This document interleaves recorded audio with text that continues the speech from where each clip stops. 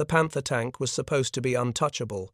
Its sloped armor, its long-barreled 75mm gun, its silhouette, sleek, predatory, uncompromising, were all meant to embody the new German philosophy of armored warfare: strike first, strike hard, survive everything. To the generals who watched them roll east and west across ravaged landscapes, the Panther was a fortress on tracks, the proof that German engineering could still dominate a battlefield collapsing in every other direction. Panzer commanders trusted its glacis plate the way infantry trusted their rifles. They believed that if they held their fronts tight and kept the turret swinging, nothing lightweight or thin-skinned could threaten them. But on a July afternoon in 1944, the Panther's illusion of invincibility broke in the space of a heartbeat. Unteroffizier Helmut Rupp, commanding a Panther OSF, G outside Saint-Lô, spotted dust on his right flank light, fast, erratic, too small to be a Sherman and too agile to be an armored car. He swung his turret, but it resisted, the massive assembly groaning under its own weight as it crawled across the horizon. Inside the steel hull, his loader cursed. His gunner tried to anticipate the blur's movement, tracking an enemy that refused to behave like anything they had fought before. Then the blur solidified. An American tank destroyer, low-slung, almost skeletal, racing across the hedgerow gap at a speed so unnatural that for an instant Rupp thought his eyes were lying. It was the M18 Hellcat.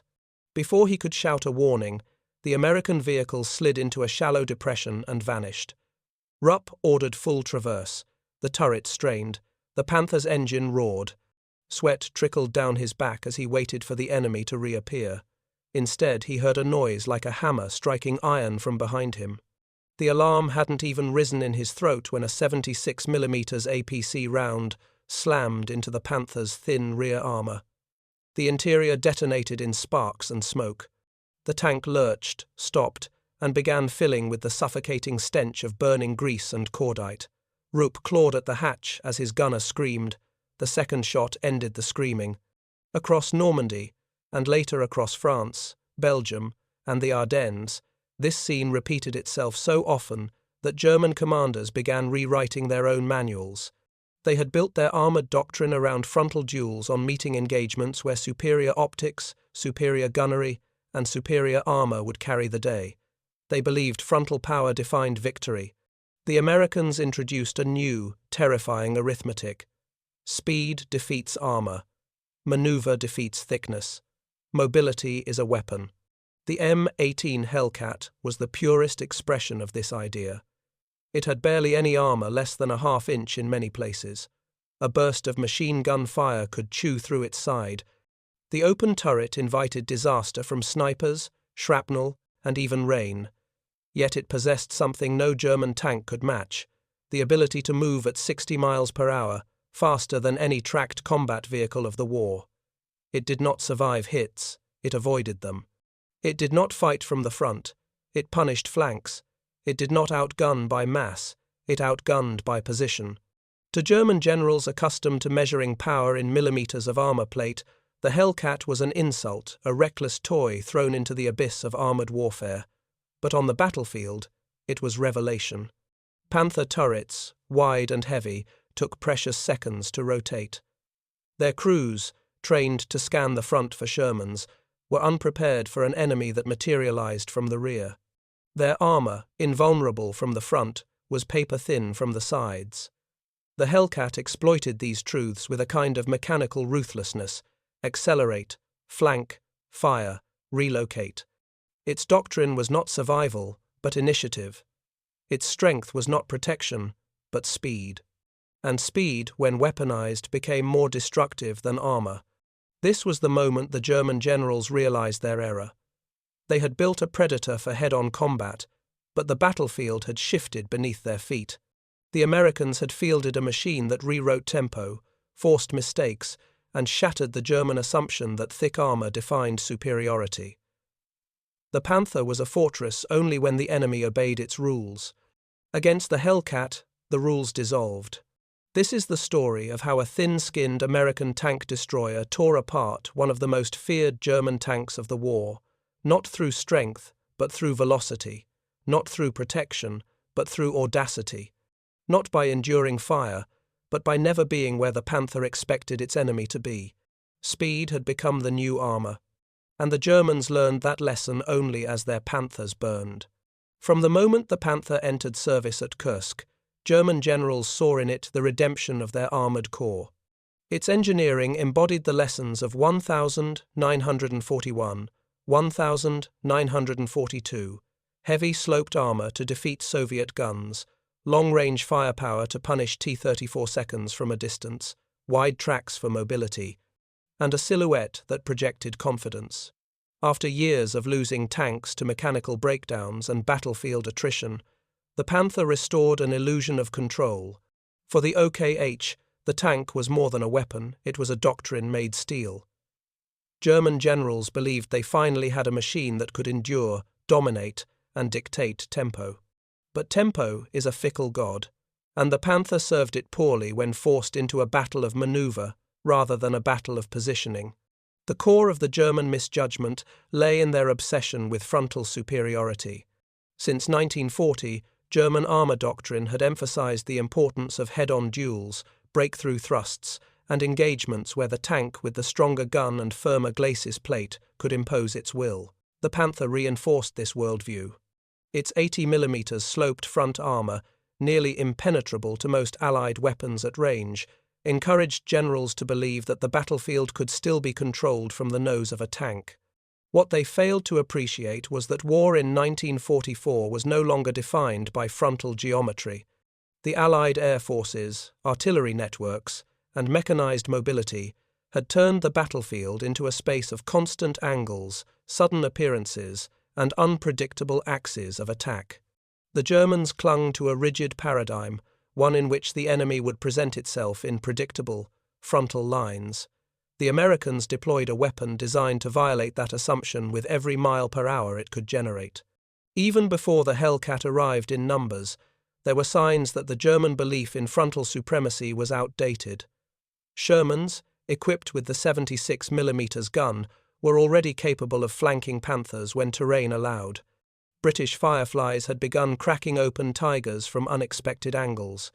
Yet German generals dismissed these encounters as exceptions, blaming poor local reconnaissance, chaotic terrain, or inexperienced crews. They believed that a perfect Panther, well-placed and properly supported, was invincible. This was the first pillar of their doctrinal blindness, the refusal to acknowledge that perfect conditions rarely existed. The second pillar was their misunderstanding of what the Americans were trying to build. To German eyes, the Hellcat was reckless, too fast to be stable, too lightly armored to be safe, too open-topped to be sensible. But the Germans were prisoners of their own design lineage. They equated armor with safety, mass with authority, thickness with survival. They had forgotten, or perhaps never realized, that survivability could be achieved not by absorbing hits, but by avoiding them entirely. The Hellcat's design philosophy rejected everything the Germans prized. It embraced the idea that the first shot mattered far more than the first exchange. It was a hunter, not a duelist. This difference in philosophy created profound strategic consequences. German generals believed tank destroyers were defensive weapons, mobile guns to support infantry or anchor hardpoints. American commanders viewed them as fast-moving swords meant to slice through the flanks of armored thrusts. The Hellcat was the physical embodiment of that idea. While German officers placed their Panthers in hull-down positions and waited for expected assaults, the Americans used the M18 to roam, probe, exploit, and attack from unexpected directions. The Germans imagined the battlefield as a series of set-piece engagements. The Hellcat created engagements that Germans had never rehearsed. Compounding this was a failure to understand how terrain interacted with speed. The German army treated hedgerows, bocage, and forest roads as equalizers terrain that negated Allied mobility and restored the Panther's dominance. In theory, a narrow battlefield favored a tank with strong frontal armor and a powerful gun, but the Hellcat exploited terrain differently. It darted through gaps, raced down sunken lanes, and burst from behind hedgerows with such velocity that Panther crews rarely had more than a second to respond. In these tight spaces, turret traverse speed became life or death. The Panther's massive electric-powered turret mechanism moved too slowly to counter a Hellcat crossing its flank at 30 or 40 miles per hour, let alone 60. German generals had long known their turret rotation rates were mediocre, but they accepted the trade-off. Against T-34 seconds, against Shermans in North Africa, against stationary defensive positions, the Panther's deliberate traverse was acceptable. Its commanders compensated with hull rotation and superior optics. But these techniques assumed time to spot, time to aim, time to adjust. The Hellcat removed time from the equation. It appeared, fired, and relocated before the Panther could even begin to bring its gun to bear. German generals, in their planning rooms, spoke of turret traverse as an inconvenience. On the battlefield, it became a death sentence. The third pillar of German miscalculation was their overestimation of the Panther's side armor. They understood its vulnerability academically, but they did not grasp how catastrophic those vulnerabilities would become against an opponent built to reach the flanks faster than any tracked vehicle ever fielded. The Panther's side armor 40 mm, mostly vertical, had been a known weakness since prototypes rolled out. The Germans promised to compensate through tactics, overlapping fields of fire, mutually supporting units, and careful defensive positioning. But by 1944, the Wehrmacht no longer had the manpower, fuel, or resources to create the dense defensive networks required to protect the Panther's sides. In practice, Panthers were deployed in isolated groups, rushed to plug gaps, thrust into improvised counterattacks, or forced to operate without infantry screens. Every time this happened, the Hellcat turned theoretical weakness into practical destruction. Moreover, German generals failed to recognize just how much the battlefield had changed under Allied pressure. Their armored units were often rushed from crisis to crisis, fighting within collapsing tactical envelopes where initiative belonged to whoever could move first. Here, the Hellcat thrived. It maneuvered with reckless energy, repositioning faster than German intelligence could track it. German officers complained that the Americans seemed to multiply in the woods and fields, striking from directions no map suggested. They blamed infiltration, radio failure, and poor reconnaissance. Few admitted the truth. The Americans had simply built a machine that operated at a speed the German doctrinal mind had never prepared for. The final, and most devastating layer of misjudgment lay in the German overconfidence in the Panther's psychological presence. German generals believed that the sight of a Panther, its long gun dominating a ridgeline, was enough to deter enemy armor. They assumed the Americans would hesitate, slow down, maneuver cautiously, and against most Allied tanks, this expectation held. But the Hellcat destroyed the psychological equation. Instead of fearing the Panther, Hellcat crews embraced their vulnerability, relying on speed as their armor. They willingly charged into Panther-dominated sectors because they trusted their momentum to deliver them inside the German turret's reaction window. Shock replaced hesitation. Initiative replaced caution. German generals had prepared their crews for an enemy who respected the Panther. The Hellcat did not. When the first after-action reports arrived describing Panthers destroyed in under 10 seconds by vehicles that the Germans had dismissed as fragile toys, generals reacted with disbelief. They called for explanations, ambushes, mines, hidden Shermans, artillery support. Few were willing to accept that the Panther had been outmaneuvered by design rather than by luck. Only months later, as the battlefield filled with burned Panthers struck from the sides and rear, did the truth crystallize. Their pride in frontal armor had blinded them to the far more dynamic war unfolding around them. The Panther was a masterpiece of controlled engagements, a giant in orderly battle. But the M18 Hellcat fought from a world without order, one defined by speed, angles, and audacity. German generals had prepared for a duel. The Americans had brought a knife fight conducted at 60 miles per hour. And in that chaos, the Panther's strengths became irrelevant. The doctrine had failed. The assumptions had collapsed. The battlefield had chosen speed over steel. On every battlefield where the M18 Hellcat appeared, German tankers felt as though a new rule of war had been imposed: one that ignored armor thickness, gun length, optics, and every metric the Wehrmacht had spent years perfecting. The M18 did not enter combat as a typical tank destroyer. It behaved like a physics experiment unleashed on the battlefield. American engineers had built a vehicle around a single idea: speed as the primary expression of lethality.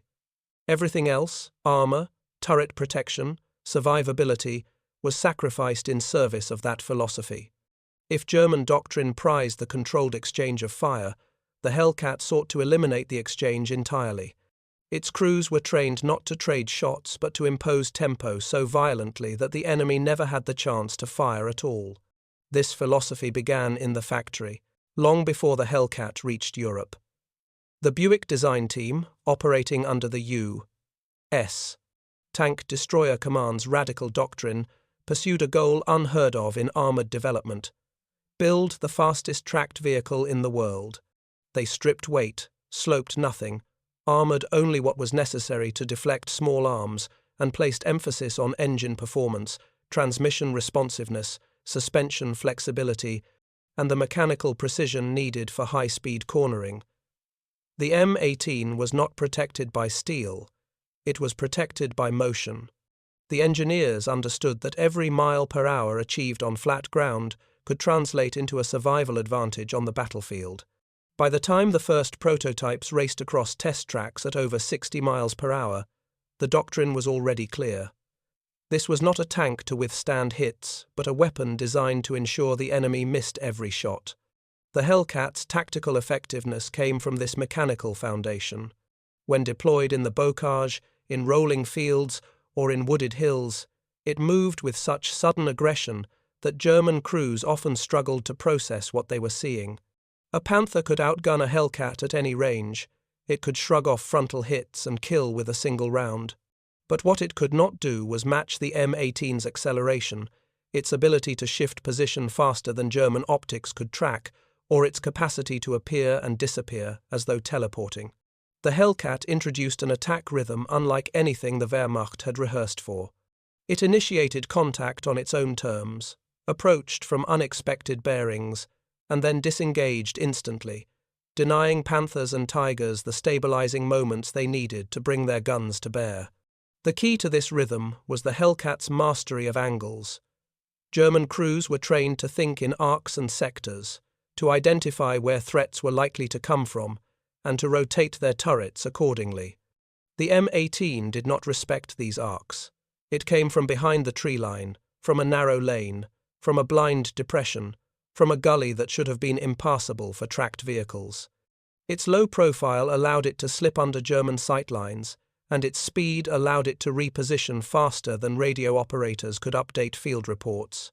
Combat narratives from German survivors recall the same unsettling pattern: spotting a Hellcat, attempting to traverse toward it, blinking and then finding the Hellcat had reappeared somewhere else entirely. By the time the turret reached its intended bearing, the flank was already burning. Part of this effect came from the fact that the M18 was not a vehicle meant to hold ground. Unlike the Panther, which sought to dominate space, the Hellcat sought only the moment of vulnerability, nothing more. Its crews were drilled to fire once, relocate immediately, and never remain static for more than seconds. Instructors hammered into them that speed was not an escape tool but an offensive weapon. They taught maneuvers that resembled cavalry charges: dart forward, deliver the blow, vanish. This shoot and scoot pattern became so ingrained that Hellcat crews often pre-selected secondary and tertiary firing positions before the battle began, imagining the battlefield not as fixed terrain, but as a sequence of rolling firing lanes. German tankers, who expected their opponents to prepare static ambushes or frontal engagements, were unprepared for a vehicle that fought like a raider. The weapon that empowered this doctrine was the Hellcat's 76mm M1 gun. Though often criticized when mounted on Shermans, the M1 came alive when paired with velocity. At the speed the Hellcat could generate, flanking became not a risky gamble but an inevitable outcome. The Hellcat did not need armor-piercing superiority. It needed the time to get around the Panther's sides and rear. Once there, The M1's APC and HVAP rounds penetrated with surgical ease. The German faith in frontal armor was irrelevant. The Hellcat did not participate in that conversation. It chose the angle where the conversation ended. This doctrine produced effects that rippled beyond the immediate destruction of heavy tanks. It disrupted German command structures by forcing officers to reconsider how they deployed armor. Panther formations that once advanced in confident wedges were suddenly dragged into defensive postures, wary of the invisible speed that haunted their flanks. Radio traffic became frantic, with commanders urging crews to rotate hulls more often, to reposition after every few minutes, to maintain wider spacing. These orders, while logical, degraded cohesion. A Panther operating alone was an opportunity waiting to be exploited, and the M18 exploited with merciless precision. The psychological shock of encountering a Hellcat at full speed cannot be understated. German crews, accustomed to the slow, deliberate ballet of armored combat, found themselves thrust into a duel where the first mistake meant destruction. Many Panther commanders reported feeling blind, unable to track the enemy's movements or anticipate where the next shot would come from. The Panther's turret, engineered for stability and precision, became an anchor dragging behind the pace of battle. Meanwhile, Hellcat crews, often younger, often fearless, relished the feeling of outmaneuvering giants. Veterans of the tank destroyer battalions spoke of flanking Panthers as though it were a sport, a contest of daring and reflexes rather than brute strength. Their confidence grew with each engagement, while German confidence eroded with every tank lost to an opponent they could not hit. The contrast in survivability further illustrated the shift in doctrine. A Panther hit by a 76mm round from the rear often erupted violently, its ammunition igniting in seconds. A Hellcat, hit by anything larger than a rifle, usually died instantly. But this inequality played into American philosophy. Survival was statistical, not mechanical. A platoon of Hellcats striking from high speed would lose fewer vehicles than a platoon of Panthers forced to divide attention across multiple axes. German tank commanders, forced to prioritize which threats to face first, often chose wrong, and once the choice was made, the Hellcat's velocity ensured the window to correct it was gone. The culmination of this doctrine appeared most clearly in larger operations, Nancy, Aracourt, the Ardennes, where Hellcats blazed across open fields at speeds so absurd that German reports accused them of being wheeled vehicles disguised as tanks. They redefined what armored mobility meant. They taught American commanders to think in terms of rapid exploitation instead of grinding attrition, and they forced the German armored corps into a defensive war for which its doctrine, logistics, and engineering had never prepared it. In the end, the Hellcat changed not just how battles were fought, but how armies understood the concept of armored combat. It proved that speed could be armor, maneuver could be firepower, and initiative could be survival. It exposed the blind spots in German doctrine and demonstrated that a thin-skinned machine, handled with confidence and velocity, could dismantle a giant built on assumptions of invulnerability. The Hellcat had made velocity lethal, and velocity, once weaponized, reshaped the battlefield. By the autumn of 1944, the battlefield had exposed something German engineers never intended to admit. The Panther, a masterpiece of controlled engagement, was catastrophically vulnerable the moment the fight slipped beyond its design envelope. Every feature the Germans had celebrated, its massive 75mm gun, its thick glacis plate, its imposing silhouette became liabilities when an enemy refused to fight from the front. And the M18 Hellcat, with its improbable speed and break-the-rules doctrine, shattered that envelope repeatedly until the Panther's engineered superiority gave way to battlefield reality. The root of the collapse began with the turret. The Panther's turret was a heavy, electrically assisted assembly with meticulous tolerances, built for long-range precision. It was optimized for stability, not speed. When facing Shermans or T-34 seconds, this did not matter. Engagements typically unfolded frontally or at moderate angles, where the Panther held all the advantages. But the Hellcat changed the basic geometry. It approached from oblique angles at speeds no German tank crew had ever had to track. A Panther commander who spotted a Hellcat moving at full sprint knew instinctively that the turret would not get there in time. The moment the Hellcat broke the 45-degree threshold, the Panther's frontal firepower became irrelevant. Angles were the Hellcat's realm, and the Panther was incapable of matching them. This inability to respond generated panic inside the turret. German gunners accustomed to controlling the pace of battle suddenly found themselves reduced to passengers watching a threat they could not stop. They attempted to compensate by rotating the entire hull, but the Panther's wide chassis and sluggish pivoting under soft ground made this maneuver slow and vulnerable. Every time a Panther tried to wheel around, the Hellcat shortened the gap, slipping into the blind arc behind the turret before the German gunner could reorient. The turret's engineering, a triumph on paper, became a bottleneck of panic when confronted with an opponent built to exploit it mercilessly. The next symptom of collapse was the Panther's weight. In open fields, weight was an asset, stabilizing the gun, absorbing recoil, and allowing the Panther to bull through obstacles. In fluid engagements, however, weight became inertia, and inertia became death. The Panther could not reposition quickly. It could not reverse fast enough to widen the engagement arc. It could not turn without losing precious seconds of firing opportunity. The Hellcat, running light, could change direction as abruptly as a courier on a motorcycle. German tank commanders trying to orchestrate counter-rotations often found themselves trapped by their own bulk, the terrain, or the simple fact that they had taken too long to commit to a movement. The battlefield became a space where mobility dictated survival, and the Panther's engineering philosophy had prioritized everything except mobility. Ammo layout introduced another point of catastrophic failure. The Panther's ammunition storage, designed for maximum loadout in prolonged defensive engagements, lined the side walls of the fighting compartment. Against frontal threats, this design was efficient. Against flanking fire, it became a row of explosives, awaiting ignition. The Hellcat's doctrine revolved around hitting precisely those areas: side armor, rear plates, turret rings.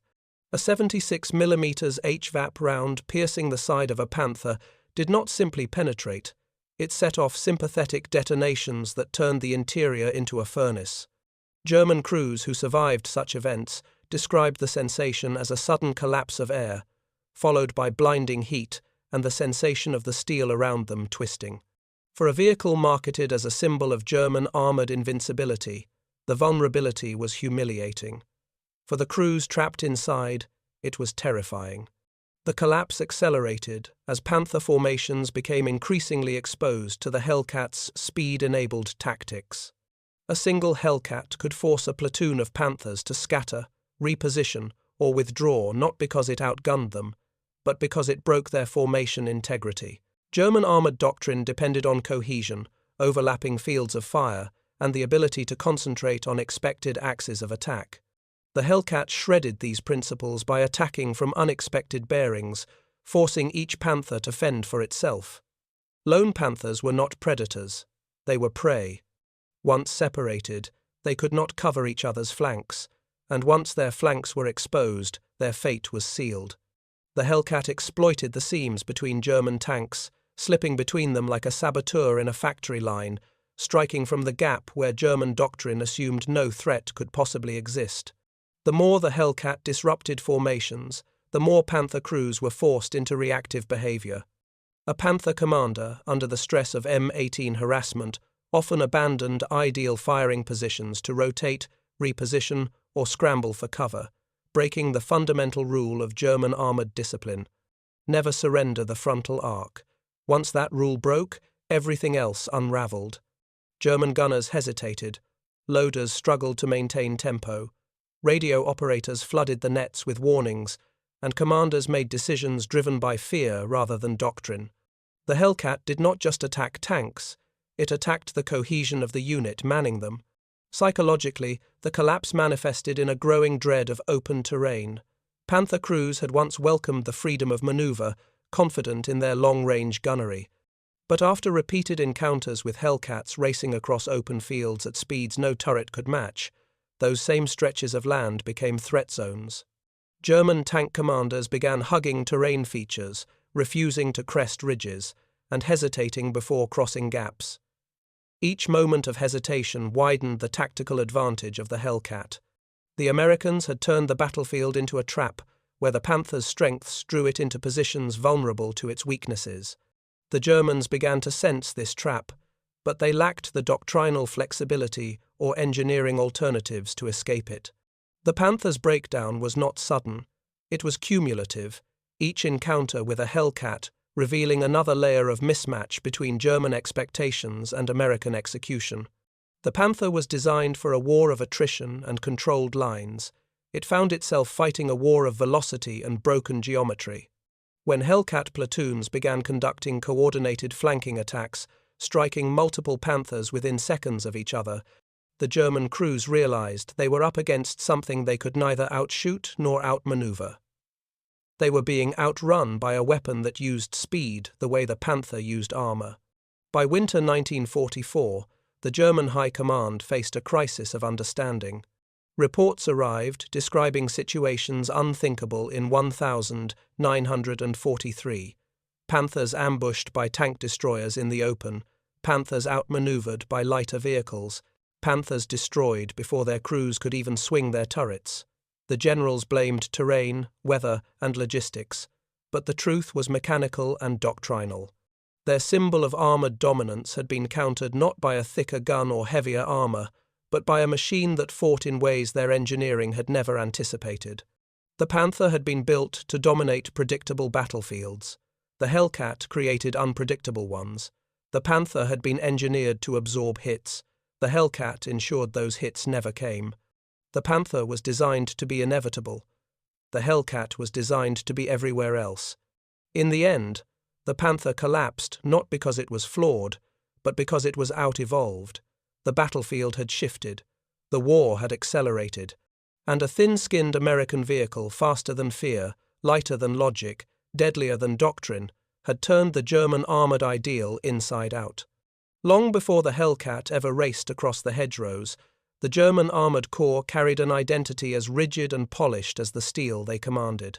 To wear the Black Panzer uniform was to believe in a simple, reassuring triad. German engineering was superior, German armor was impenetrable where it mattered, and German doctrine rooted in disciplined formations, synchronized fields of fire, and frontal mastery represented the pinnacle of mechanized warfare. The Panther was the symbol of this worldview. It embodied every conviction the Wehrmacht held about armored supremacy: thick frontal protection, a high-velocity gun, and an engineered balance of sighting, stability, and fire discipline that promised victory if crews maintained cohesion. But the arrival of the M18 Hellcat forced German armor to confront a truth they were psychologically unprepared to accept. Superiority could be defeated not by negation, but by irrelevance. The first cracks in this ideological armor formed when Panther crews began reporting engagements where they never saw the shot that killed them. For a corps raised on the belief that mastery of optics and gunnery guaranteed dominance, the idea of dying without visual contact felt like sacrilege. A Panther was supposed to deny visibility to its enemies, not lose it. But the Hellcat fought as if visibility were a luxury, using speed and terrain manipulation to create engagements that broke the German mental model. Crews described seeing a blur, hearing a metallic crack, and then feeling heat blossom through the hull before they understood the enemy's direction. These moments were not just tactical failures, they were cognitive shocks, instances where the battlefield violated the very rules they believed governed armored combat. This fracture intensified as the Hellcat's doctrine revealed itself. German tanks were built around a single defensive certainty: if the frontal arc held, the tank lived.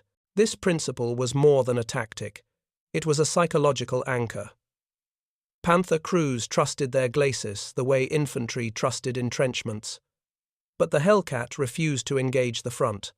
It moved too quickly, struck from angles too sharp, and exploited terrain too aggressively for the Panther to rotate in time.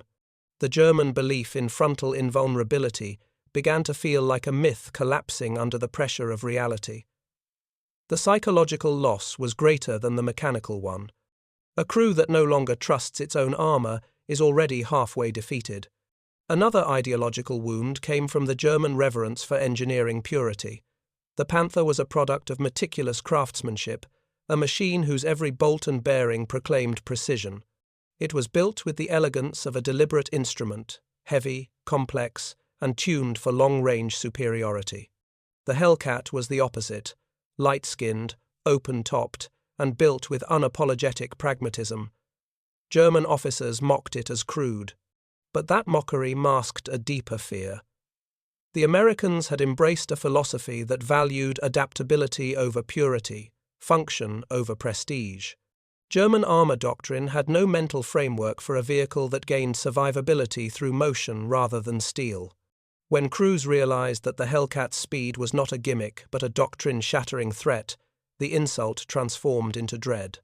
The ideological damage spread through the ranks as Panther losses multiplied.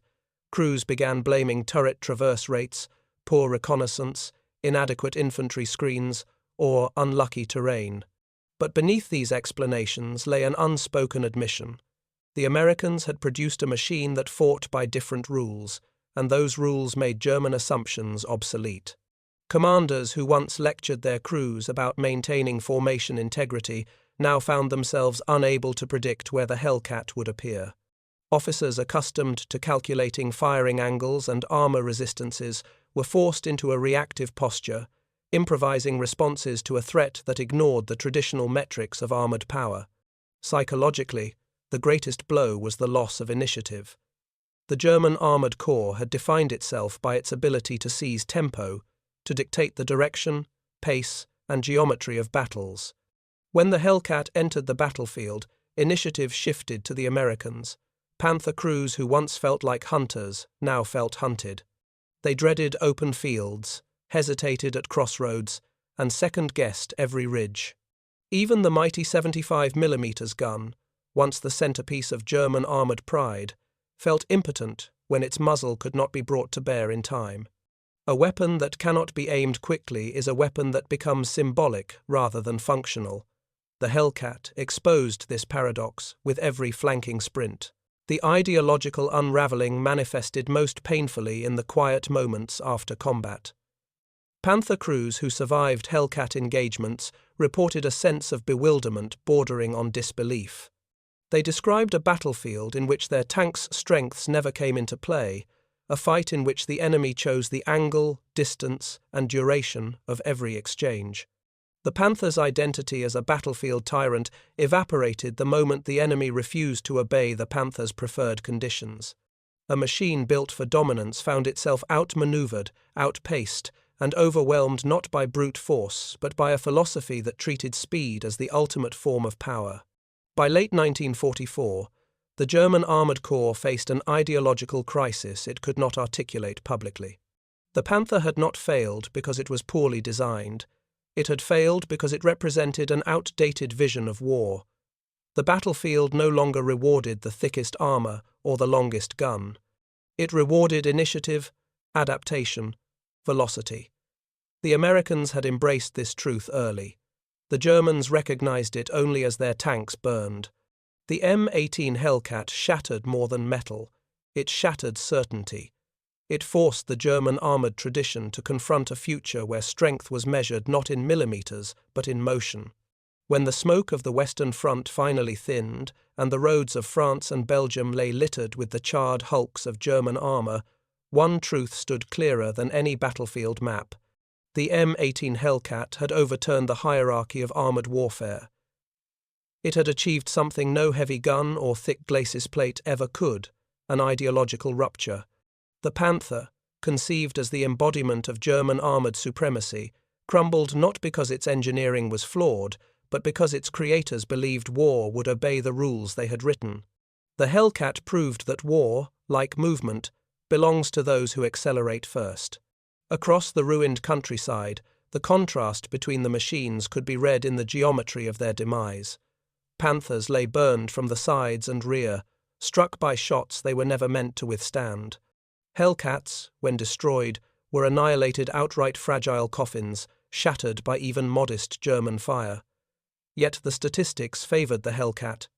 It died less often in the circumstances that mattered. It struck first, vanished quickly, and shaped the angles of battle in ways the Panther could never counter. Its legacy was not defined by protection but by initiative, not by endurance but by audacity. It carved into the German war machine a lesson that would echo into the armored doctrines of the next century. Survival is not a property of armor, but of tempo. American commanders who watched the Hellcat sweep across the battlefield recognized its significance immediately. They understood that it was not merely a tank destroyer, but a philosophy set on tracks. Its speed forced the enemy to react, and in reacting they made mistakes.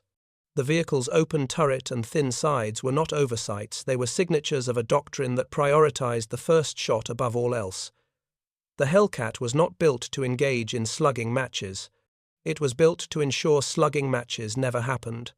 In doing so, it helped redefine American armored thought, paving the way for post-war vehicles that embraced mobility and firepower as co-equal dominants of battlefield supremacy. For the Germans, the legacy was sobering. The Panther had been hailed as the future of armored war, a synthesis of firepower, protection, and engineering refinement. Yet the war exposed a harsher truth. The future did not belong to the strongest tank but to the fastest idea. German officers who survived the conflict admitted in post-war analyses that they had underestimated the Americans' willingness to embrace risk, innovation, and doctrinal flexibility. They had expected their enemies to imitate their own principles. Instead, the Americans ignored them entirely and built machines that answered a different set of questions. The Panther was powerful where the Hellcat never engaged it. The Hellcat was deadly where the Panther was weakest. In the broader history of armored warfare, the Hellcat occupies a unique space. It is remembered not as the most armored or heavily armed vehicle, but as the fastest, the boldest, the most tactically subversive. It demonstrated that speed could become a form of armor, that maneuver could become a form of firepower, and that the battlefield rewards those who dictate tempo, rather than those who merely endure it. Future generations of armored vehicles from Cold War reconnaissance platforms to modern strike units carry within them the DNA of the Hellcat's lesson. Victory is seized by those who refuse to let the enemy choose the terms of battle. As the war drew to its close, the Panther remained a formidable machine on paper, but on the ground it lay gutted by a doctrine it had never been designed to survive. The Hellcat, stripped of everything except what mattered, left behind a legacy far greater than its thin armor suggested. It proved that even in a world obsessed with thicker steel and larger guns, a vehicle could rewrite the rules of combat by weaponizing momentum itself. The Germans trusted armor. The Americans trusted speed. And on the battlefields of 1944, speed prevailed.